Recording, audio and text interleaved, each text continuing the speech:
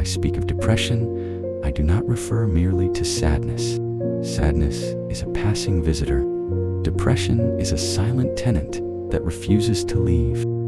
It lives within the architecture of the unconscious, feeding upon what one does not wish to know about oneself. In my study of the human psyche, I came to see that depression is not merely an illness of mood. It is a story of conflict between desire, guilt, repression, and the lost dialogue between the conscious and the unconscious. Allow me then to unfold the 7 psychological roots of this modern despair.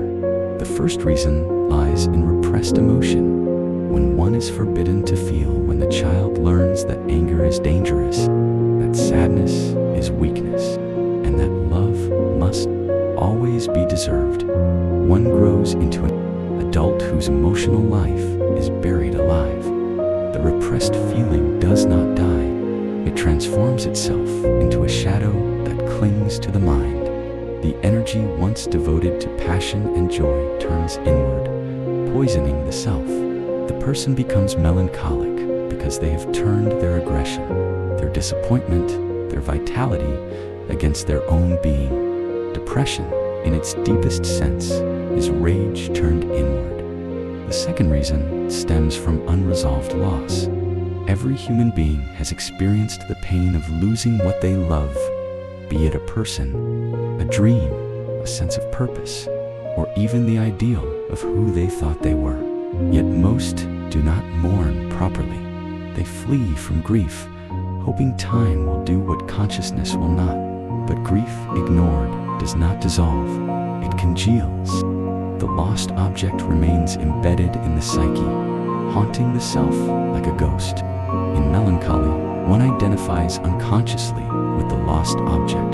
The I becomes what has been lost, and therefore must suffer as it suffered. Depression is, therefore, mourning without end love that cannot find its way out of the tomb. The third reason is the tyranny of the superego is that internal voice that once belonged to one's parents, teachers, and moral authorities. Over time, it becomes internalized as conscience, but for many, it becomes a tyrant rather than a guide. The superego whispers incessantly, "You are not enough. You should have done more. You must be perfect," under its rule. Life becomes an endless trial, where one is both the accused and the judge. Depression emerges when the ego collapses beneath this weight of sin. The modern individual is often depressed because they have inherited the moral rigidity of their upbringing without the tenderness that once justified it. The fourth reason arises from a conflict between the ego and the ideal. We live in an age of illusions and images of success. Beauty and happiness are broadcast into every mind, shaping the standard by which one measures oneself. The ego, poor and human, cannot compete with the idealized image of perfection that society imposes, and so begins the endless comparison, the quiet humiliation of not living up to one's imagined self. Depression is the suffering of the ego under the weight of impossible ideals. It is not reality that torments you, it is your idea of what reality should have been. The fifth reason comes from the loss of meaning. In the modern world, many have replaced faith with consumption, community with isolation, and inner purpose with external validation. The soul, deprived of metaphysical nourishment, begins to decay. Depression appears as a symptom of spiritual hunger, when one no longer believes in anything beyond immediate pleasure or success. The unconscious revolts. It demands a reason to live beyond the next achievement. The emptiness that follows is not mere boredom. It is the despair of a psyche cut off from transcendence. The sixth reason lies in the failure of love. Love, as I have said before, is a repetition of the earliest attachments, the search for the warmth of the mother, the approval of the father, the safety of being desired. When these emotional needs remain unmet or are met with rejection, the adult carries within them a blueprint of disappointment. They love with fear, attach with caution, and expect abandonment even when embraced.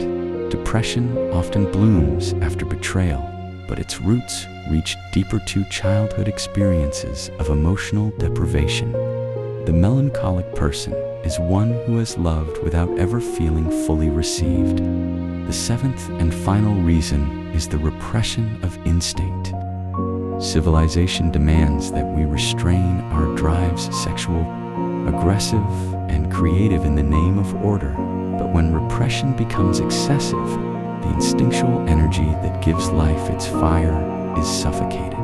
Depression, then, is the cost of too much civilization.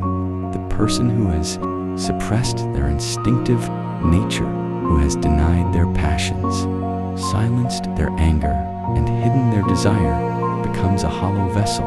They conform, they obey, they adapt, but they no longer live. The unconscious begins to rebel, not through violence, but through withdrawal from the world. Life itself becomes meaningless because the instinct to live has been denied. Now, understand this: depression is not simply a personal weakness. It is a dialogue between the self and its shadow. The melancholic person suffers because they are, in truth, too honest to continue pretending. They see the vanity of society, the hypocrisy of happiness, the fragility of love, and they cannot reconcile this with their inner longing for truth. In that sense, depression may also be a form of moral sensitivity, the cry of a soul that refuses to be numbed.